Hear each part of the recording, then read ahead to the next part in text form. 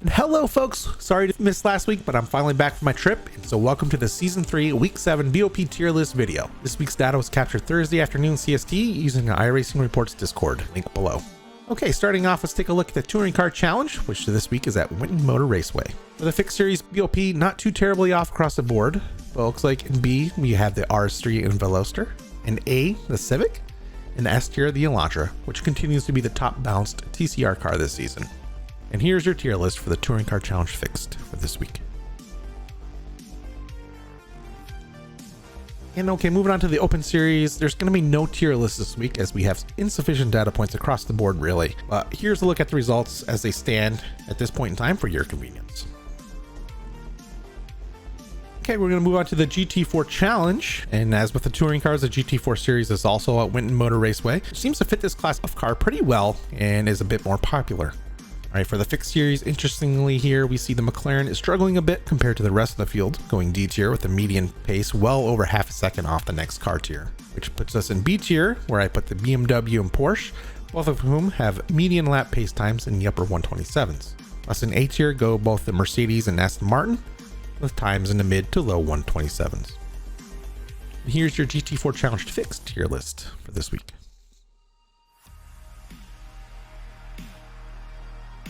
And for the Open Series, we do see the BOPs balance out a bit better actually, as all median race lap times all fall into a 1 second window of each other.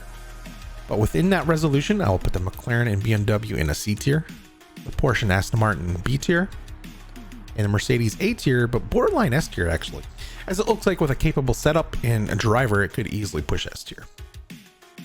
So here's your GT4 Challenge Open Setup tier list for this week.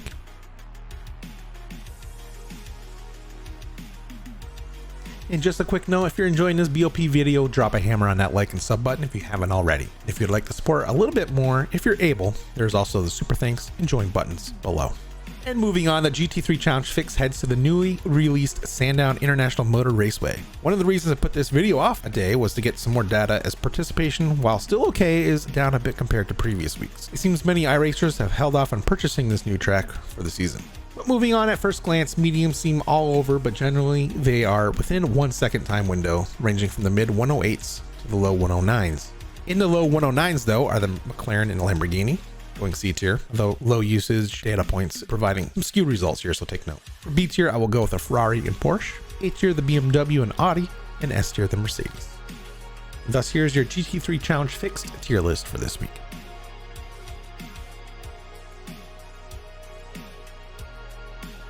All right, now let's look at the BOPs and how they pan out in the GT3s in the 40-minute open setup VRS Sprint race. No overly drastic difference here, although data is a bit more skewed in the plots due to low number of data points throughout. Now the McLaren goes D tier as data is too inconclusive. Ferrari falls C tier. Porsche stays B tier. BMW, Audi, and Lambo making the jump all go A tier, as the Mercedes still holds onto S tier. Thus here's your VRS GT3 Sprint tier list for this week. And I do want to do a quick disclaimer. Again, I do want to mention that these BOP findings are subjective from driver to driver based on their skill and or how familiar you are with the cars. So don't be discouraged if you don't own an A tier or S tier car, and also don't expect to dominate if you do, especially racing at the lower splits. Okay, so the onslaught of new track usage continues this week as IMSA Hagerty goes to the newly released Fuji International Speedway.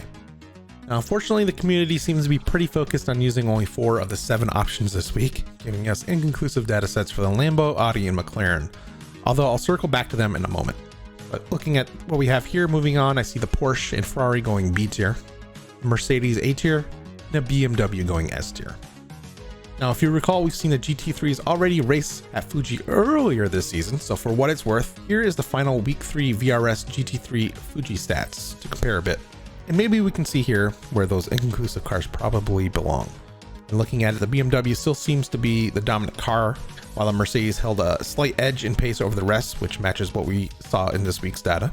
And the rest are pretty close to each other. So I'd probably move the Lambo into a C tier, the Audi B tier, and the McLaren D tier. So with all that data, here's my IMSA Hagerty Series GT3 tier list for this week.